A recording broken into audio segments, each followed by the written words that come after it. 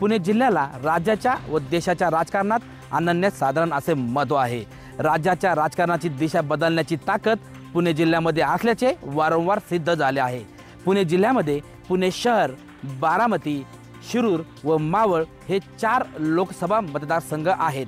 यापैकीच आपण आज पुणे जिल्ह्यातील शिरूर लोकसभा मतदारसंघाबाबत चर्चा करणार आहोत। शिरूर लोकसभा मतदारसंघ म्हणजे पूर्वीचा खेड लोकसभा मतदारसंघ।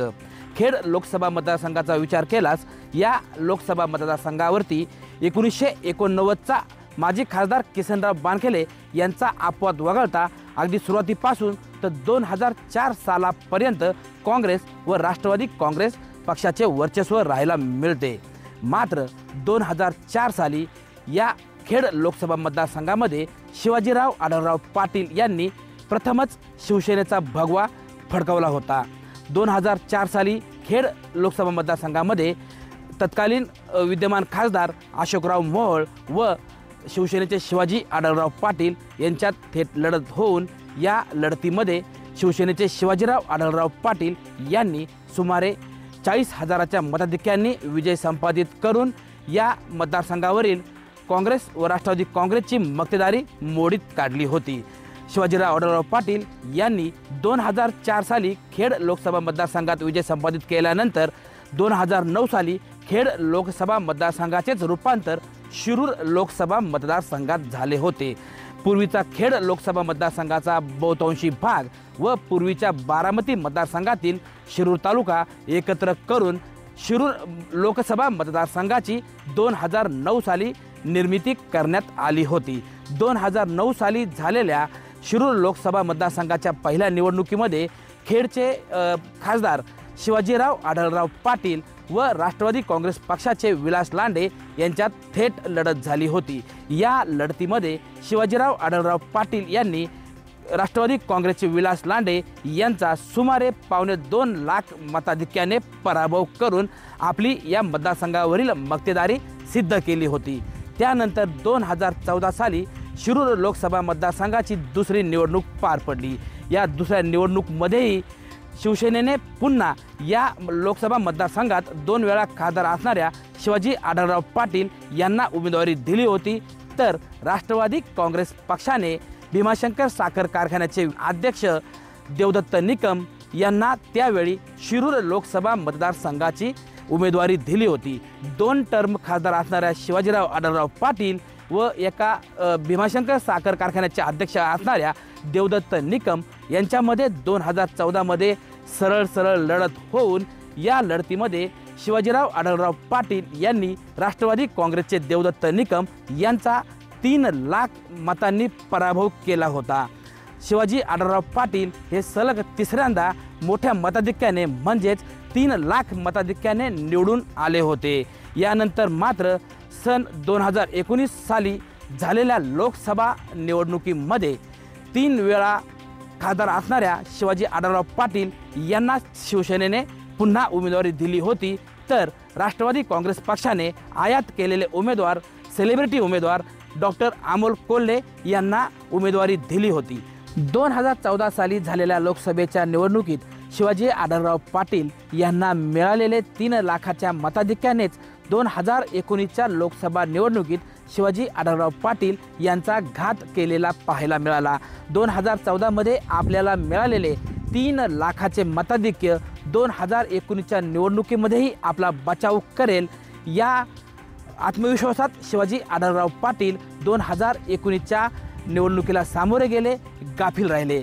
त्या उलट राष्ट्रवादी काँग्रेस पक्षाने दिलेला डॉक्टर अमोल कोल्हे यांचा नौका चेहरा, त्यातच डॉक्टर अमोल कोल्हे यांची प्रमुख भूमिका असणारी व TRPच्या बाबत परमोच्च बिंदूवर असणारी छत्रपती संभाजी महाराज ही मालिका व राष्ट्रवादी काँग्रेस पक्षाची या मतदारसंघाची ताकद, या सर्व बाबी अमोल कोल्हे यांच्यासाठी महत्त्वाच्या ठरल्या, परिणामकारक ठरल्या व 2019च्या लढतीमध्ये नौक्या असणाऱ्या अमोल कोल्हेंकडनं 3 वेळा खासदार असणाऱ्या शिवाजीराव आढळराव पाटील यांना चौथ्या निवडणुकीत मात्र पराभवाचा सामना करावा लागला। अनपेक्षितरित्या अमोल कोल्हे यांनी 2019 साली शिरूर लोकसभा मतदारसंघातून विजय संपादित केला होता।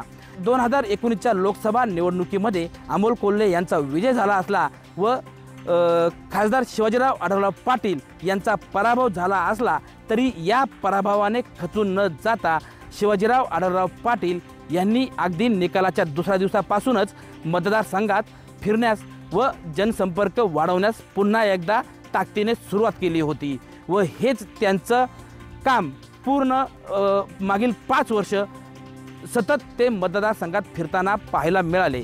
त्या उलट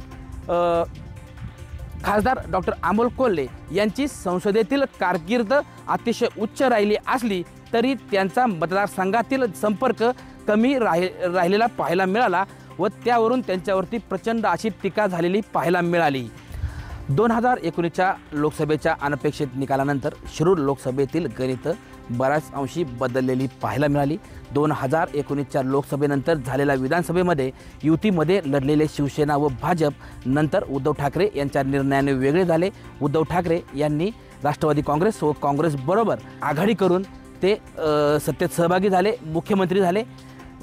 उच्च पातळीवर जरी शिवसेना व राष्ट्रवादी काँग्रेस पक्षाची महाविकास आघाडी झाली असली तरी स्थानिक पातळीवरती शिरूर लोकसभा मतदारसंघामध्ये मात्र राष्ट्रवादी काँग्रेस पक्षाचे कार्यकर्ते व शिवसेनेच्या कार्यकर्त्यांमध्ये नेहमी खटके उडालेले पाहायला मिळाले। या भागाचे माजी खासदार शिवाजीराव आढळराव पाटील व राष्ट्रवादी काँग्रेसचे नेते असतील किंवा विद्यमान खासदार डॉक्टर अमोल कोल्हे यांच्यामध्ये संघर्ष पाहायला मिळाला। नंतरच्या काळामध्ये शिवसेनेसोबत असलेले व महाविकास आघाडीमध्ये ग्रामविकास मंत्री असलेले एकनाथ शिंदे हे शिवसेनेतून बाहेर पडून त्यांनी भाजपबरोबर पुन्हा युती करून नव्याने शिवसेना शिंदे गट व भाजपचं सरकार स्थापन केलं। सरकार स्थापन झाल्यानंतर काही दिवसातच या भागाचे माजी खासदार शिवाजीराव आढळराव पाटील हे शिंदे गटामध्ये सामील झाले व सत्तेच्या गटासोबत राहिले। त्यानंतर त्यांनी बहुतांशी निधी या भागासाठी आणण्यात यश मिळवले। नंतरच्या कालावधीमध्ये राष्ट्रवादीचा एक गट अजित पवार यांच्या मार्गदर्शनाखाली नेतृत्वाखाली सत्तेमध्ये सहभागी झाला व राष्ट्रवादीमध्येही दुही निर्माण झाली। शिवसेनेमध्ये निर्माण झालेली दुही व राष्ट्रवादीमध्ये निर्माण झालेली दुही या राजकारणाचा शिरूर लोकसभा मतदारसंघावरती खूप असा फरक पडल्याचं जाणवलं। शिरूर लोकसभा मतदारसंघामध्येही निष्ठावान शिवसेना विरुद्ध शिंदे गटाची शिवसेना, निष्ठावान शरद पवार यांची राष्ट्रवादी काँग्रेस विरुद्ध अजित पवार यांची राष्ट्रवादी काँग्रेस असा नव्याने संघर्ष आता निर्माण झालेला आहे। या भागाचे माजी खासदार शिवाजीराव आढळराव पाटील हे जरी शिवसेना शिंदे गटासोबत गेले असले तरी या भागाचे विद्यमान खासदार डॉक्टर अमोल कोल्हे यांनी मात्र राष्ट्रवादीच्या निष्ठावान गटासोबत म्हणजेच राष्ट्रवादी काँग्रेसच्या शरद पवार गटासोबत राहणं पसंत केलं आहे। अमोल कोल्हे हे राष्ट्रवादी काँग्रेसच्या शरद पवार गटाबरोबर राहिल्याचे राज्याचे उपमुख्यमंत्री अजित पवार यांना पसंत पडलेलं नाही, त्यांना ते पचलेलं नाही। त्यामुळंच अजित पवार यांनी खासदार डॉक्टर अमोल कोल्हे यांच्यावर नुकतीच टीका करताना खासदार डॉक्टर अमोल कोल्हे हे मतदारसंघात फिरले नाहीत, त्यांनी मतदारसंघाचे प्रश्न जाणून घेतले नाहीत अशी जाहीर टीका केली होती। तर खासदार डॉक्टर अमोल कोल्हे हे पुन्हा कसे खासदार होतात असा इशाराही व चॅलेंजही उपमुख्यमंत्री अजित पवार यांनी या ठिकाणी विद्यमान खासदार डॉक्टर अमोल कोल्हे यांना दिलेलं पाहायला मिळतंय। 2024ची लोकसभा निवडणूक अगदी काही दिवसांवर येऊन ठेपलेली आहे। महाविकास आघाडीकडनं राष्ट्रवादी काँग्रेस शरद पवार गटाकडनं विद्यमान खासदार डॉक्टर अमोल कोल्हे यांची उमेदवारी ही निश्चित मानली जात आहे।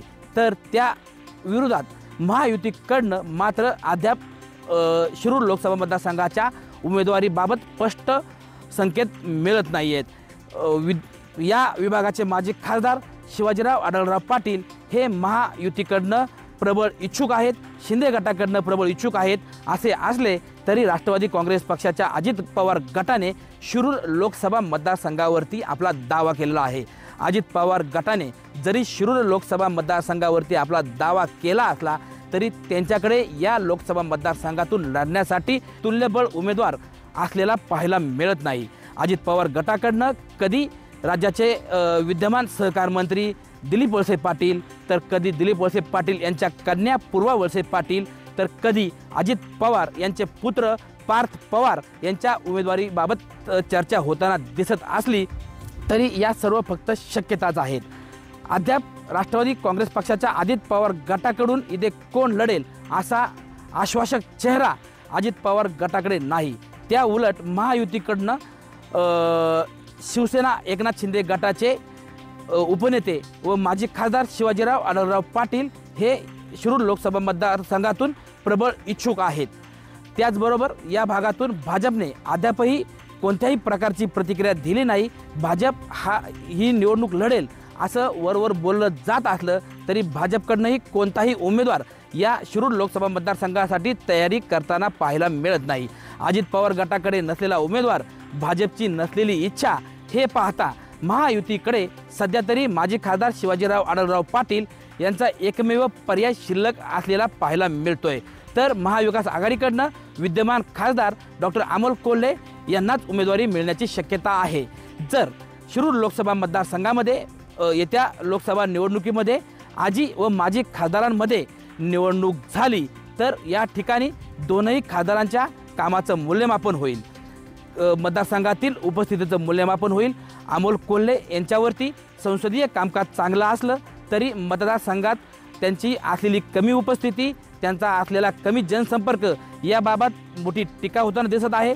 त्या उलट शिवाजीराव आढळराव पाटील यांचा मतदारसंघात जरी जास्त प्रभाव असला, जास्त जनसंपर्क असला व मतदारसंघात जास्त फिरणं असलं तरी अद्याप शिवाजीराव आढळराव पाटील यांना उमेदवारी निश्चित होणार की नाही याबाबत मोठे प्रश्नचिन्ह आहे। त्यातच माजी खासदार शिवाजीराव आढळराव पाटील यांची नुकतीच माढाच्या अध्यक्षपदी निवड झाल्यामुळं आढळराव पाटील यांची उमेदवारी काढण्यासाठीच त्यांना माढाचे अध्यक्षपद दिले का अशी चर्चा मतदारसंघात सुरू आहे। मात्र ही चर्चा खोडताना शिवाजीराव आढळराव पाटील यांनी आपण येथील लोकसभा निवडणूक महायुतीकडनं लढणार असल्याचे व निवडून येणार असल्याचे जाहीर केले आहे।